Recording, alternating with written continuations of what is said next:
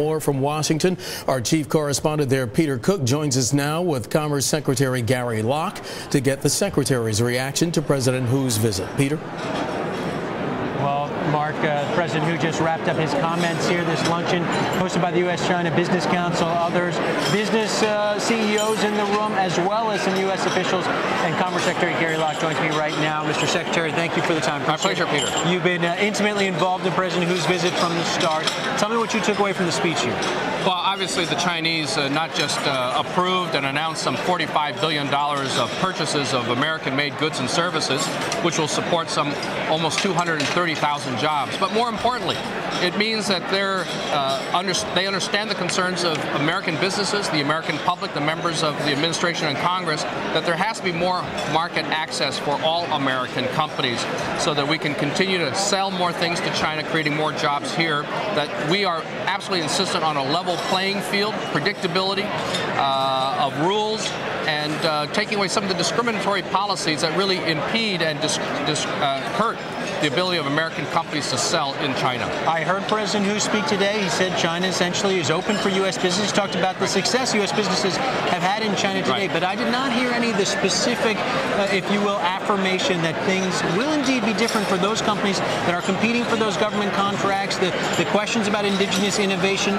Did you get the specifics behind closed doors that we didn't hear today? Actually, we did get many of those specifics. They've been released in some of the joint press statements or communiques issued by the government, where the Chinese have promised that they will not require that goods that the government of China purchases, whether at the national level or down to the local level, they will remove that requirement that the goods must have been innovated, created, produced in China.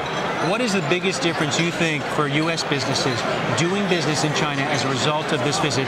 And of course, it is continuing. He goes on to Chicago. You'll be there as well. What's going to be different for U.S. companies?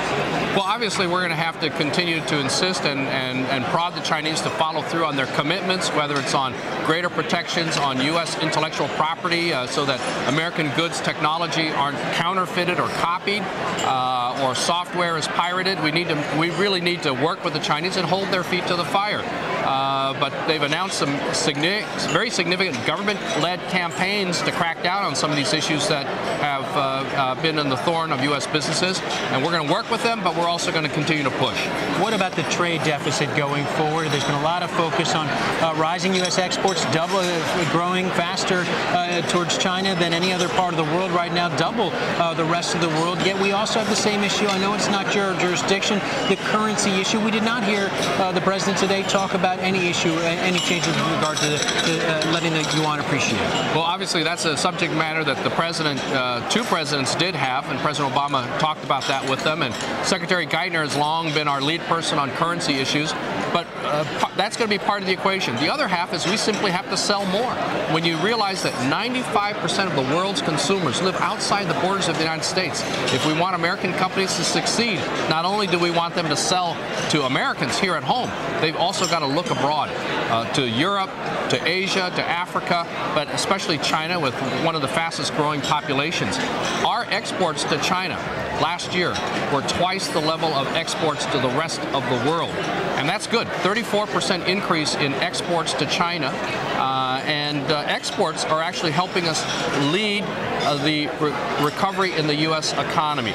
Is there an individual sector, and he mentioned, for example, greater business ties in aviation, space, infrastructure. Is there a particular segment you think that is going to change as a result of this visit in particular? I know that there are a lot of folks, I saw Lloyd Blankfein sitting at the head table. A lot of folks in the financial services industry would like a greater access to the Chinese market. Are things going to change, for example, for financial services? Actually, there's a great movement and opening of the Chinese market in a whole host of areas, and a lot of that was laid, the foundation of that was laid in the last month when we had the Joint Commission on Commerce and Trade, where we actually focused on very specific trade issues and problems between the two countries.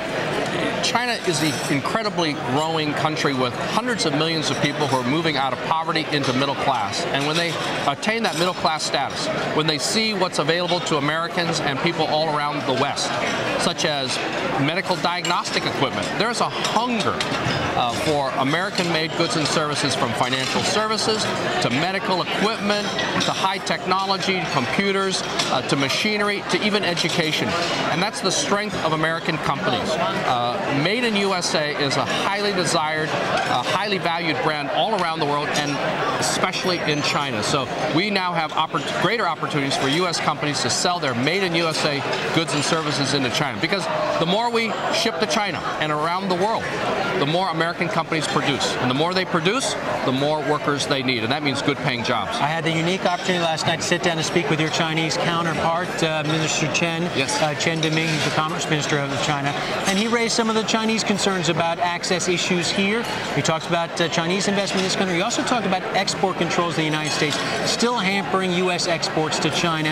And he basically suggested that America has not kept its end of the deal on that with regard to commitments made back even in 2007. Well, U.S. policy is very clear. We're more than willing to sell a whole host of variety of equipment and material to China as long as they're not used for the military, as long as they're not used to be exported to other regimes that are unfriendly to the United States, whether North Korea or Iran. That is absolutely clear.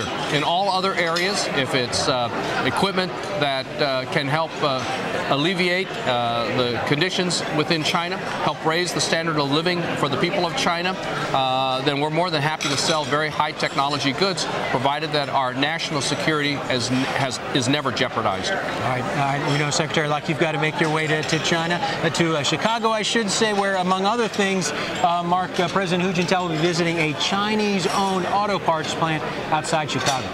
All right. Peter Cook, Secretary Locke, thank you both very much. Coming